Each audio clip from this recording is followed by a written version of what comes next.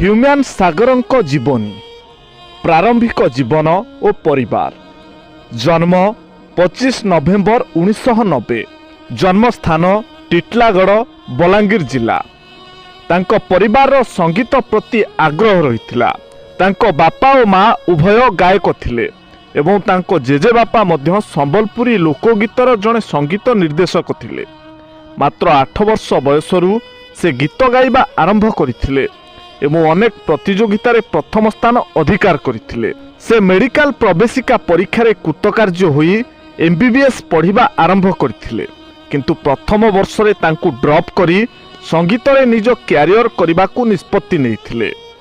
Career 2012 ମସିହାରେ ସେ ତରଙ୍ଗ ଟିଭିରେ ପ୍ରସାରିତ ହେଉଥିବା reality singing competition voice of Odisha season 2ରେ ବିଜୟୀ ହୋଇଥିଲେ।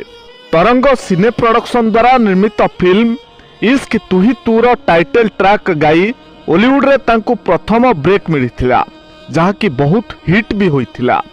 ଏହାପରେ ସେ ଓଡ଼ିଆ ଚଳଚ୍ଚିତ୍ର ଓ ଆଲବମ୍ରେ ଶହ ଶହ ଗୀତ ଗାଇଛନ୍ତି ଏବଂ ଓଡ଼ିଆ ସଙ୍ଗୀତ ଜଗତର ଜଣେ ଲୋକପ୍ରିୟ ଗାୟକ ଭାବରେ ପରିଚିତ ହୋଇପାରିଛନ୍ତି। 2019 ମସିହାରେ ସେ ବିଜୁ ଜନତା ଦଳରେ ଯୋଗଦେଇ ରାଜନୀତିରେ ସାମିଲ ହୋଇଥିଲେ। ବ୍ୟକ୍ତିଗତ ଜୀବନ 2017 ମସିହାରେ ସେ ଶ୍ରିୟା ମିଶ୍ରଙ୍କୁ ବିବାହ କରିଥିଲେ, ଯିଏକି ଭଏସ୍ ଅଫ୍ ଓଡ଼ିଶା ସିଜନ୍ 2ରେ ତାଙ୍କର ସହ ପ୍ରତିଯୋଗୀ ଥିଲେ ଏବଂ ସେ ମଧ୍ୟ ଜଣେ ଗାୟିକା। ଏହି ଦମ୍ପତିଙ୍କର ଗୋଟିଏ ଝିଅ ଅଛି। ଶେଷ ସମୟ 17 ନଭେମ୍ବର 2025ରେ ଅସୁସ୍ଥତା କାରଣରୁ ଭୁବନେଶ୍ୱର ସ୍ଥିତ ଏମ୍ସ ଡାକ୍ତରଖାନାରେ ତାଙ୍କର ଦେହାନ୍ତ ହୋଇଥିଲା।